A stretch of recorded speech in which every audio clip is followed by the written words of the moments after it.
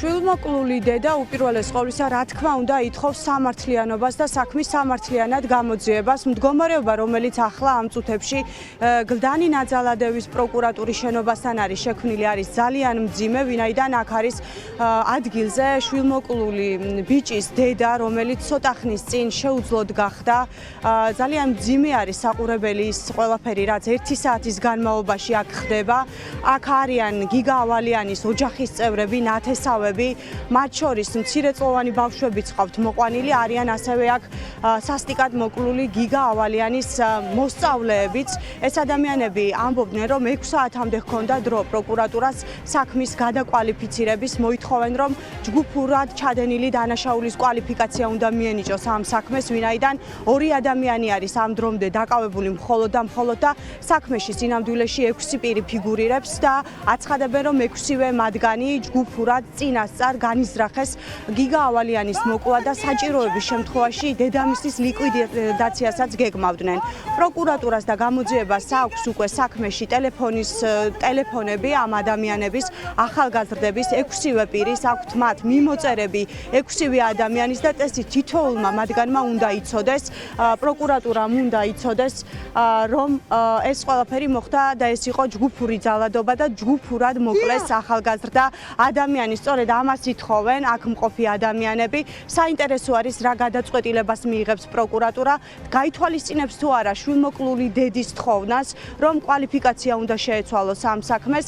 აქ იმყოფებიან ასევე ამ ადამიანების ოჯახის წევრები, ნათესავები და ითხოვენ სამართლიანობის აღდგენას, რადგანაც დამნაშავე ახალგაზრდა ბიჭის სასტიკ მოკლაში არის არა მხოლოდ 2 ადამიანი, არამედ 6-ვე ის პირი, რომელმაც დაგეგმა წინასწარ ადამიანის სასტიკი მკვლელობა. დღეს მოვიდა ექსპერტიზის დასკვნა. ნაწილობრივ არ არის ყველაზე მნიშვნელოვან კითხვაზე მოსული პასუხი. რა პოზიციაში უნდა იყოს ადამიანი, რომელიც სასიკვდილო დარტყმა მიაყენონ. ამაზე პასუხი არ არის. მუჭი დაარტყა სახეში და შუბლი გაუტყდა. წარმოგიდგენიათ, ორივე ემისფერო იყო დაზიანებული, შუბლის ზარი გადახილი და მრავლობითი დარტყმა. ერთი მუჭი 19 წამიან ვიდეოზე ყველას გადაღებული აქვს, 19 წამის იქით რა შემდეგ რა მოხდა არ ვიცით. გასაჯაროა ყველაფერი. ეს არის ჯგუფური. ჩემ გიგას ქონდა მრავლობითი დაზიანება. არ არის ნათქვამი ეს დაზიანება.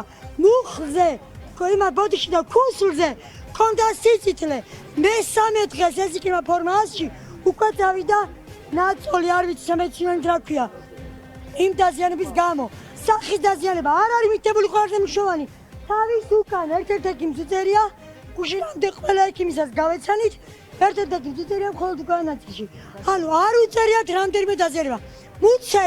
მუცელი ელასტიურია. იქ თუ ორგანო არ გასკდა, ის არ ჩალურჯდება.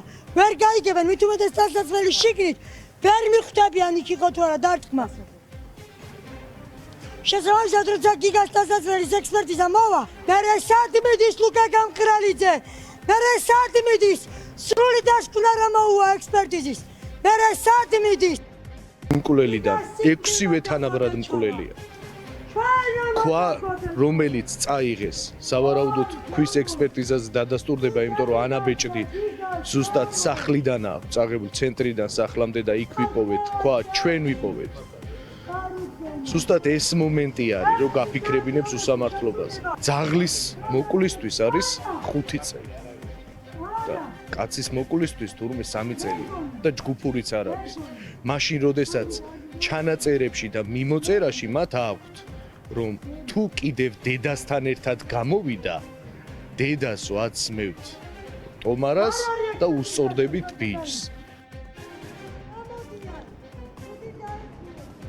სასტიკად მოკლული გიგა ავალიანის ოჯახის წევრები ფიქრობენ და მათ აქვთ ეგჭვი, რომ ახლა პროკურატურა აფარებს ხელს კონკრეტულ ადამიანებს, რომ შესაძლებელია იმ ახალგაზრდების უკან იდგნენ გავლენიანი მფარველები და სწორედ ამიტომ არის ამ დრომდე დაკავებული მხოლოდ 2 ადამიანი ამ სასტიკ მკვლელობაზე.